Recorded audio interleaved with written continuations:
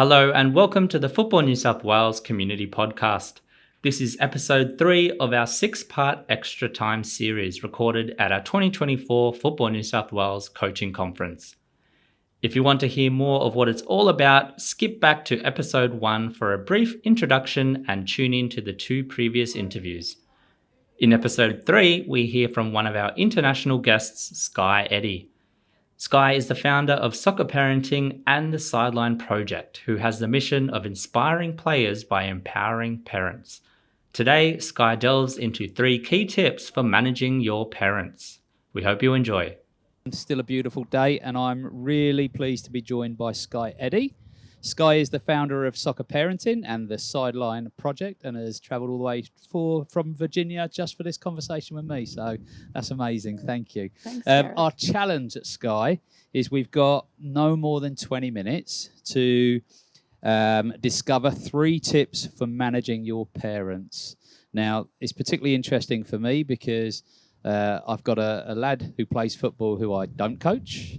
I've got a lad who plays football who I do coach, and I've been doing that for 10 years.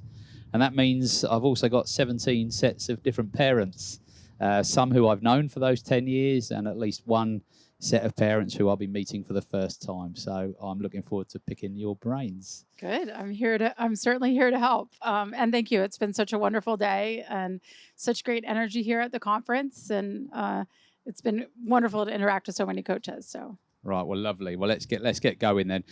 Like I said, it was 3 tips for managing your parents. So my first question is, do coaches need to manage parents?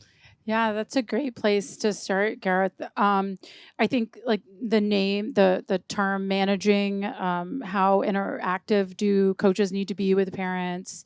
Are there any requirements for them to, quote unquote, control their sideline behavior and manage that? In the U.S., a coach's action and a coach's role is managing the performance environment. So we consider the performance environment to include parents and the sidelines. And so in some ways, yes, managing. I do think it's important that we think about the terminology that we use and that we make our language really inviting and exciting.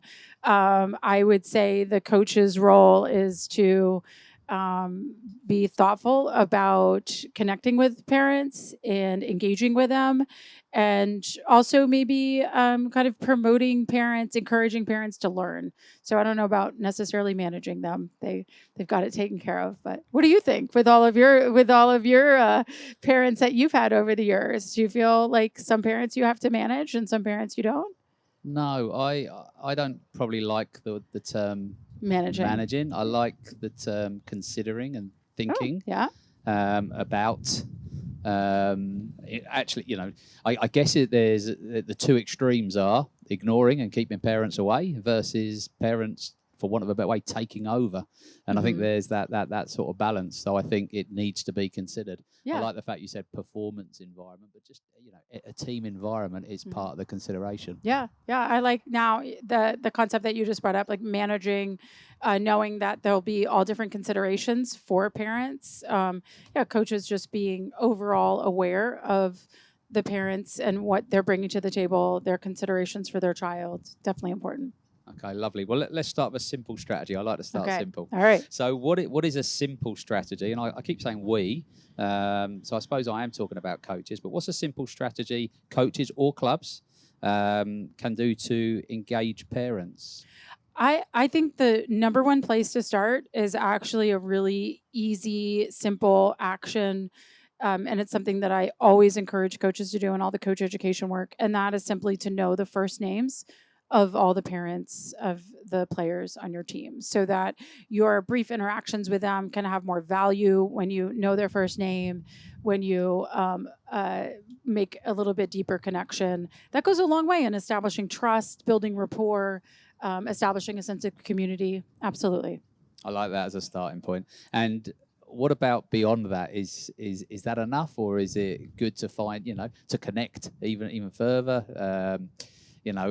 Their interests, their other kids and what they do, or is that aspirational, or is that just a nice thing to do? I think every coach is different there. I think it's important not to put like really set bumpers on it has to be this way or that way, or you I think a lot of the work that I do is around coach education, around emotional intelligence in coaching, and coaches trusting themselves and being comfortable. And quite frankly, some coaches are extremely comfortable in those situations and interacting and are very friendly and easy to connect with. And other coaches, that's a really stressful situation. So I think we need to also consider what the coach is bringing to the table as far as what's enough, or where how deep to go with the parents.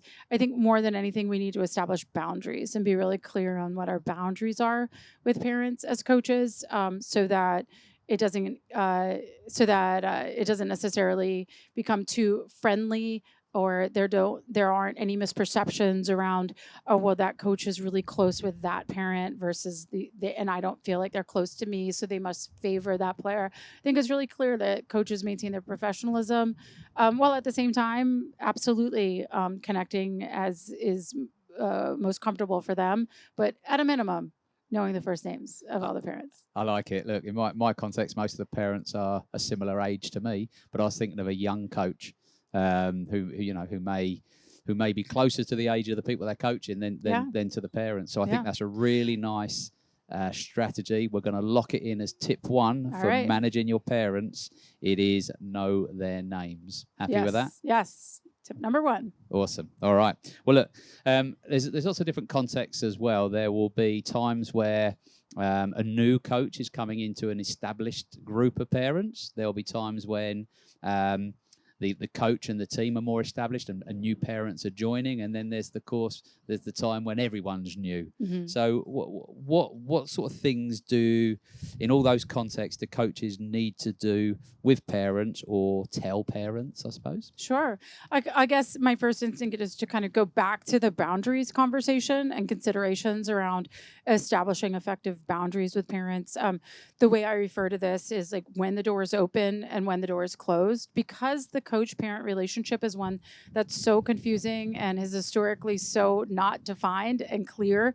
I think it's really important that a coach takes the lead there and says, this is when the door is open to you, and this is when the door is closed. So the door is open to you if you're feeling like your child is not feeling a deep sense of inspiration around the sport. If they're consistently getting in the car after training or matches and are unhappy, then absolutely come and talk to me. The door is open. The door is open if you're feeling an unusual amount of parent stress. The door is open if you have a legitimate question about the game, like you didn't understand a referee decision, or you're questioning and not really sure about a system of play that the coach is doing and you just are curious. But also the door is closed, and the door is closed to you if you want to complain about another player, if you're wanting to ask why XYZ players started when they missed training that week. No, I'm the coach and I make those decisions. So the door is closed to you there. And the door is closed to you, if you want to question one of my tactical decisions in the match. Where this conversation might seem a little harsh, like, oh my gosh, like you can't talk to me in this situation, or you can, but it really goes to show you that, like I said, the relationship is so confusing. It really needs clarity. A coach needs to lead with this clarity. And also when you look at the research around establishing trust, and when you look at the research around establishing a sense of community, boundaries come up very clearly in all of that research. So actually, being really frank and open and having this honest conversation about the framework for the relationship between the coach and the parent goes a long way to establishing trust and a sense of community as well.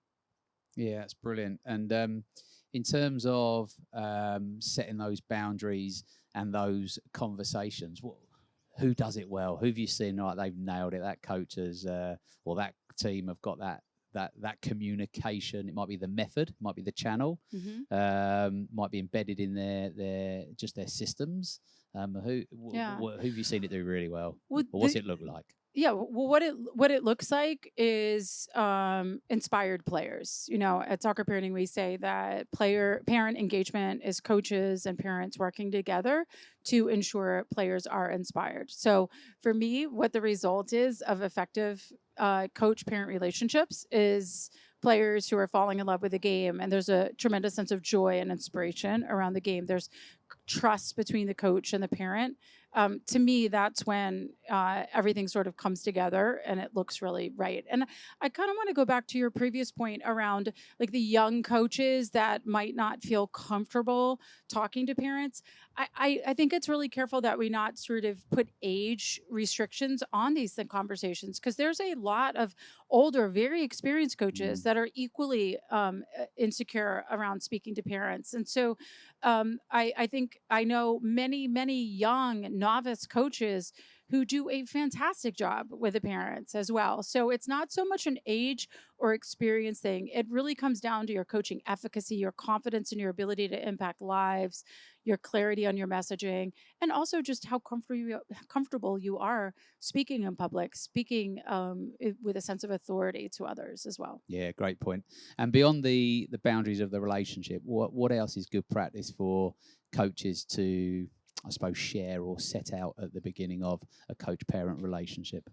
Yeah, and we need to be clear around sideline behavior. If you're talking about specifics of what should be covered and what we should be considering, just clarity around sideline behavior, clarity around expectations for the parents throughout the season, really very clear on understanding around the scheduling, the expectations for the players, considerations as far as that.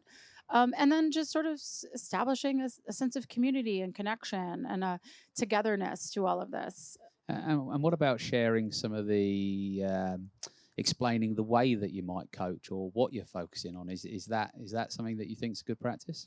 Absolutely. In a couple of different scenarios.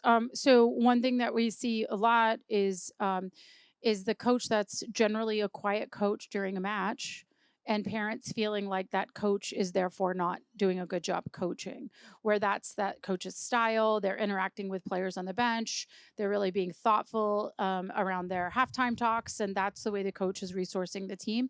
And so I think it's really important for coaches, especially the quiet ones, to let parents know up front, you're not going to hear my voice a lot during the match, and I'm doing that intentionally. I want the players to lead, and this is really something that I'm working on with them.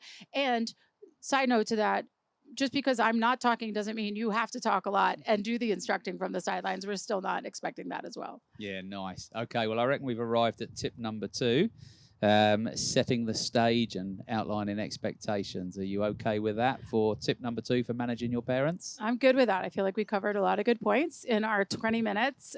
So we got a few more minutes here. Let's get to tip number 3. We're good. We got plenty of time. Now, as those relationships develop, how can coaches cement these relationships with parents? Yeah, I think that establishing trust is key here. So I do a lot of work around establishing trust in the coach-parent relationship. Some key things that coaches can do are things like keep your promises. So like follow through with what you say. A good example of that is if you say that you're going to send an email once a week to the parents to recap the week, which a lot of coaches do, then you have to do it. So if you think that there's a chance that you're not going to be, for instance, I would never do that because I know I'm not going to send a long email. So I never would say to parents, I'm going to do that. So keep your promises. If you say you're going to do something, do it. Right your wrongs. If you make a mistake, I'm one of the coaches, and I'm sure there's others that are listening, that I once forgot to put a player in the entire half. She got there late. I forgot that Charlotte was at the game. Never put her in. Her parents thought I was punishing her for being late. Absolutely not my intention. It was a total mistake on my part. So even during halftime, before we got into the halftime talk while the players were getting water, I walked right over to the parents and apologized and made sure that they knew that, that was the case. And this is, an under 10 match. So, righting your wrongs, I think, is an important way to establishing trust. I already talked about getting to know their names, or another concept is trusting the parents. If you want the parents to trust you, and we want to have trust-filled relationships, that trust has got to be bilateral. So as a coach, we have to trust parents' intentions. We have to believe parents are showing up with a desire to support their child and are well-intentioned. And we need to deep dive. And I talked about this earlier in the conference, and sort of ask ourselves as coaches, what do we believe to be true about parents, and make sure that we're showing up, trusting them. Brilliant. And with that trust, that might lead to us involving parents a little bit more. Have you got any good examples of how we might involve parents? Sure. In the teams that I coach, I have a team manager. That's one volunteer. I also have what's called a social coordinator. So I empower and implore the social coordinator to host 3 events or to manage 3 events. Very simple. They don't have to be big, huge events, but maybe the team goes to get ice cream after a game. So a parent, and there might be a dinner where everyone brings food and we all sit and have a picnic dinner. Just ways to connect the parents. So getting a social coordinator for your team is key. And then I think that involving the parents and having a deeper understanding around what you're working on and training so that parents can look for that and have something to look for during the match will go a long way to calming the sidelines. So before matches, I walk over to the sidelines and because I don't send an email before the match because that's not my style, I prefer to walk over to the sideline, give a quick 1 minute, 90-second conversation with the parents around what they can look for in the match. And so that's really involving the parents and celebrating the team's success when, for instance, if we've been working on, attacking play, attacking from wide angles in the final third, and I might be encouraging parents to celebrate if we're getting the ball wide and getting some crosses in the box. Like that's what we've been working on, so they can look for that as well. Yeah, really nice. So you've got the specific roles that might play into using your parent strength. So Yeah. you're not doing everything yourself as a coach. I really like the idea, and that they'll feel more involved. And then also sharing your thinking and what they can look for in the game, which might maybe not avoid that car journey home conversation, but might make it a little bit more specific. Yeah, or avoid it. I think the child should lead as far as that's concerned. So if the child wants to have a conversation and they want to talk specifics, that's great. If the child doesn't want to have a conversation, then I think the parents need to honor that. Yeah, I think I told you my conversations in the car have changed from me debriefing my son to him debriefing my coaching. I love that. I'm definitely going to use that. I think that's fantastic. And it really kind of opens the door to your son to have some perspective as well. Yeah, good. Right, well, we can lock in tip number 3, which I think is extend trust. We've locked it in. Okay. Have we missed anything, Skye? Yes, there's lots that we've missed, but we do not have time to cover it. But I think we've gotten a good overview. Like these are, I think, 3 key tips that coaches can take away in terms of how to establish more empowering relationships with their parents, establishing trust, knowing their names, sort of setting the scene and the stage around boundaries. I think coaches can just step by step into those 3 steps, then they'll be on their way to having more inspired players and teams that come together. Perfect. Then I would like you just to summarize, repeat those 3, so we're definitely clear on those 3 tips. Okay, so tip number 1 is know the names of the parents on your team. Tip number 2 is set the stage, set the scene, establish boundaries, be clear on what those boundaries are. So be clear on the boundaries of the coach-parent relationship. And tip number 3 is establish trust. Excellent. Skye, thank you so much for visiting us. Thank you for all your contributions over the week, and thank you for spending time to talk to me today. Thanks, Gareth. I've enjoyed it. Thank you for tuning in to the Football New South Wales Community Podcast, where we've been featuring the Extra Time series recorded at the 2024 Football New South Wales Coaching Conference. Tickets are now on sale for the 2025 Club Development Conference, with more details and ticket information at footballnsw.com.au.